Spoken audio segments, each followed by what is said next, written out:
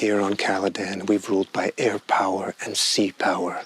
On Arrakis, we need to cultivate desert power. The battle over the planet Arrakis is just the beginning of what makes the story of Dune an all-time classic. There is one thing that's consistent about the many adaptations of the beloved novel though. Some element of the story is always missing, which leads to the inevitable question: is Dune truly unadaptable? He who controls the spice controls the universe. Before we dive too deeply into the spice, please be sure to like and subscribe to Nerdstalgic in order to stay up to date with all we've got going on. Frank Herbert, a journalist by trade, became obsessed with the idea of desert ecology while visiting the Oregon dunes. He then spent 5 years researching and developing a story that would ultimately be picked up by the science fiction magazine Analog. In 1963, he would serialize a 3-part story titled Dune World. Herbert would run an additional 5-part serial in 1965. These 2 serials would be collected, rewritten, and contextualized into one novel simply titled Dune. The novel would be restructured to have 3 distinct sections: Book 1,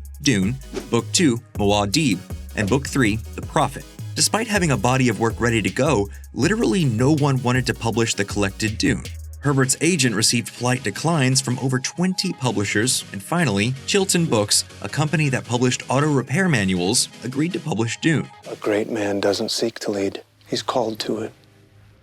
And he answers. The first attempt at bringing the novel to life was by Alejandro Jodorowsky in the 1970s. This version would have had set designs by H.R. Giger and visual designs by both Moebius and Chris Voss. Thankfully, you can't keep a compelling story down for too long. There have been 3 separate and distinct adaptations of Dune. In 1984, David Lynch directed an adaptation of the novel that was ultimately taken away from him by mega producer Dino De Laurentiis. Try looking into that place where you dare not look. You'll find me there staring back at you. You mustn't speak! In 2000, the Sci-Fi Channel produced a miniseries titled Frank Herbert's Dune, and a sequel, Frank Herbert's Children of Dune. This incarnation attempted to embrace some of the more visually exciting elements from Jodorowsky's failed incarnation. While still faithfully adapting the book, the budget on this project was not quite enough to enable a fully realized vision. And finally, in 2021, Denis Villeneuve debuted what many consider to be the definitive adaptation of Herbert's universe. But here's the catch. Every version of this story has had to be compromised or altered from the source material in order to make it to the screen. The underlying thought exercise is, do these adaptations become their own living, breathing entities? Or do they exist as pale facsimiles of arguably the greatest work the science fiction genre has ever produced? There is no call we do not answer, there is no faith that we betray. For those who haven't read the novel, Herbert's story follows an elite family of royals named the Atreides, who have been assigned by the Galactic Emperor to take control of a planet named Arrakis, where a sacred and valuable spice is produced. The book series follows the waxing and waning political machinations of the Atreides and their rivals the Harkonnen as they vie for control over the planet and its resources. One of the most compelling elements of the books is that Herbert's writing style is very interior focused. You're constantly hearing people's thoughts and seeing how their motivations and loyalties change and evolve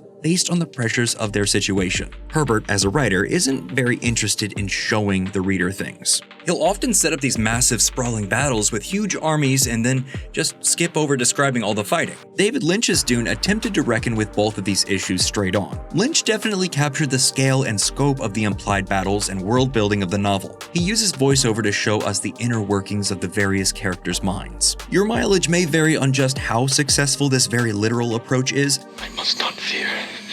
Fear is the mind killer.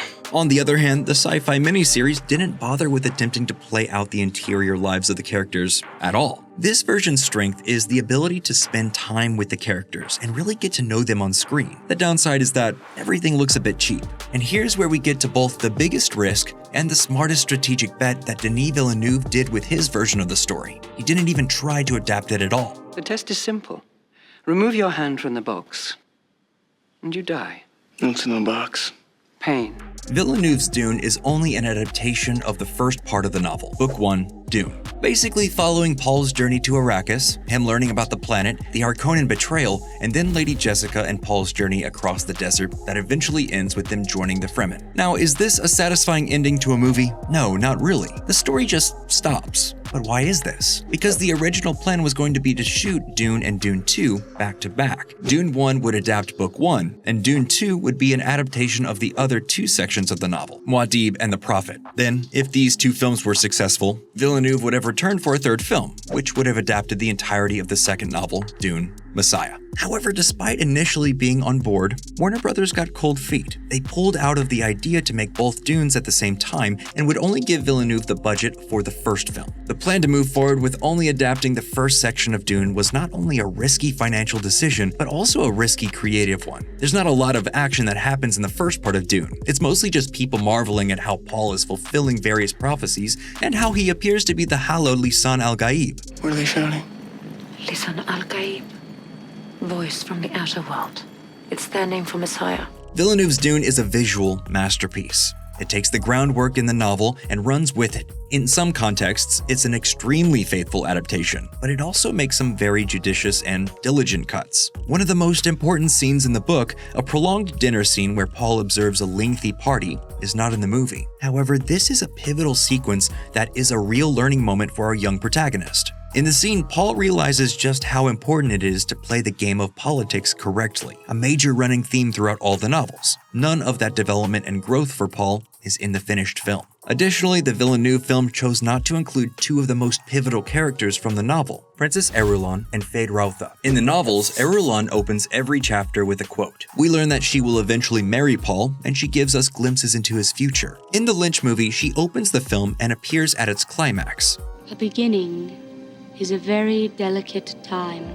She's also all throughout the sci-fi series. However, she's nowhere to be seen in Villeneuve's Dune. And honestly, this is probably the wisest choice they made in terms of structure. The film's marketing and thematic core was heavily centered around the relationship between Timothée Chalamet's Paul and Zendaya's Chani, almost positioning the film as a sweeping romance, despite Zendaya only appearing in the finished film for 7 minutes. Including Irulan would have muddied the narrative waters and distracted from the emotional through line. Feyd-Rautha, however, is a different story. In many ways, Rautha is the doppelganger to Paul in the novels. He's a member of the Harkonnen royal family, the nephew of the evil Baron Harkonnen. In the Lynch film, he's played by Sting. Who is the little one? A pet, perhaps? Will she deserve my special attention? In that incarnation, there's a sprawling knife fight that climaxes with his death. In the Sci-Fi Channel series, he's played by Matt Kiesler, to much less success. You see, Atreides? Your death, fool. The poison will stop your muscles, and my knife will finish you.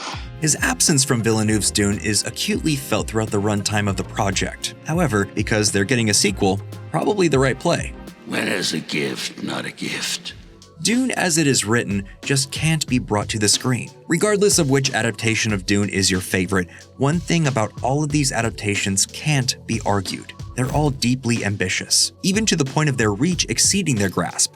Of the 3 adaptations, Villeneuve's Dune stands head and shoulders above the others. However, it also isn't a fair competition. It had massive ambitions for the story on one hand, but on the other, it's not even trying to adapt the whole book. It's taking a massive risk that people would show up and they'd get more than one bite at the apple. Adapting Dune is impossible, and therein lies the reason to attempt to adapt it. Precisely because it is so difficult. Only a true artist even attempts to reckon with Dune. After all, fear is the mind killer. And well, that's all we have for this episode. Please don't forget to like, comment, and subscribe for more videos just like this.